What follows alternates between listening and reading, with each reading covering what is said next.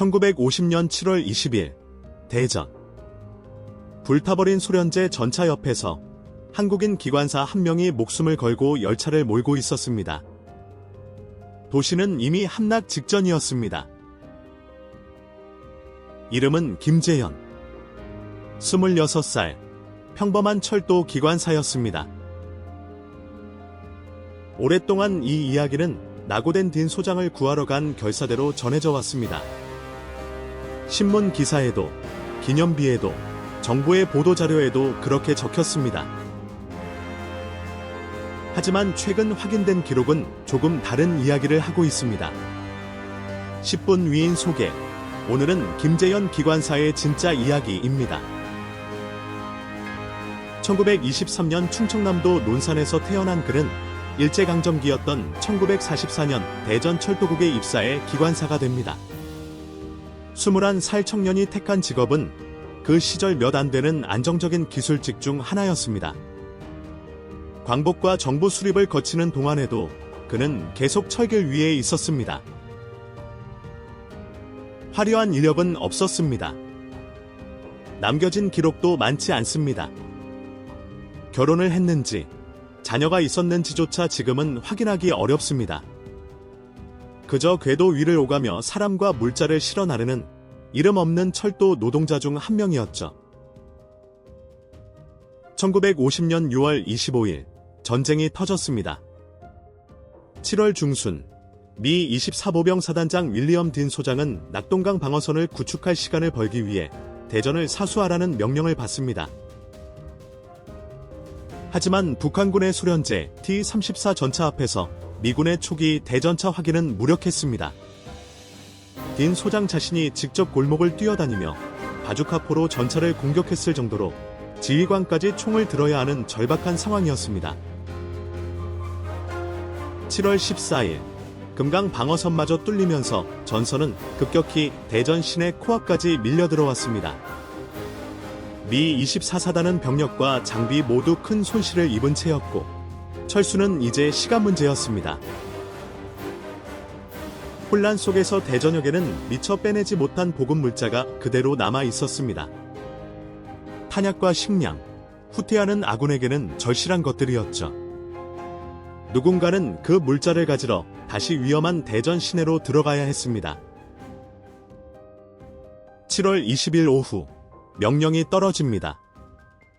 대전역에 쌓인 보급 물자를 옥천역으로 후송하라는 것이었습니다. 오후 4시 30분, 김재형과 부기관사 황남호, 기관조사 현재영은 미카 3형 증기기관차 219호의 탄수차만 매단 채 미군 호송병 6명을 태우고 이원역을 출발합니다. 화차 없이 가볍게 달려야 위험 지역을 더 빨리 통과할 수 있었습니다. 세천터널을 지나던 중 북한군의 매복 공격을 받았지만 기관차는 속도를 늦추지 않았습니다. 총알구멍이 여기저기 뚫린 채로 열차는 끝내 대전역까지 밀고 들어가는 데 성공합니다. 하지만 탄수차에 난 총알구멍으로 물이 새면서 압력이 떨어졌습니다. 보급 물자가 실린 화차 열량을 끌고 돌아갈 동력이 남아있지 않았습니다. 목숨을 걸고 대전역까지 갔지만 정작 화물은 실을 수 없는 상황. 임무는 여기서 이미 절반쯤 어긋난 셈이었죠. 결국 화차 연결을 포기하고 빈 기관차만으로 왔던 길을 되짚어 옥천역으로 돌아가기로 결정합니다. 하지만 복귀길, 세천역 부근에서 북한군이 다시 한번 집중사격을 퍼붓습니다. 총알은 이번엔 기관실 왼쪽에서 날아들었습니다. 운전석에 있던 김재현은 8발의 총탄을 맞고 그 자리에서 숨을 거뒀습니다. 함께 있던 현재영은 쓰러진 그를 부축하려다 자신도 팔에 총상을 입고 의식을 잃었습니다. 결국 함께 타고 있던 미군 스모루드 하사가 대신 운전대를 잡았습니다. 철도 1이라고는 해본 적 없는 그가 총알 구멍투성이 기관차를 몰아 옥천역까지 겨우 되돌아왔습니다. 이 사건은 훗날 딘 소장 구출 작전으로 널리 알려지게 됩니다. 실제로 딘 소장은 한 달 뒤인 8월 25일 낙오된 채 북한군의 포로가 되는 운명을 맞았죠. 미군 역사상 가장 계급이 높은 포로가 된 그는 이후 3년을 포로 수용소에서 보내고 1953년 정전 직후에야 풀려납니다. 부하들이 그를 구하려 백방으로 애썼다는 극적인 사연이 시기가 겹치는 이 열차 임무와 뒤섞이며 이야기가 부풀려진 것으로 보입니다. 하지만 2008년 국방부 군사편찬연구소와 2020년 전쟁기념관이 확인한 실제 기록은 달랐습니다. 탑승 미군은 30명이 아니라 6명, 전사자는 27명이 아니라 없었습니다. 운전을 교대한 사람도 공적 기록에는 부기관사 황남호로 적혀 있었지만 실제로는 미군 스모르드 하사였습니다.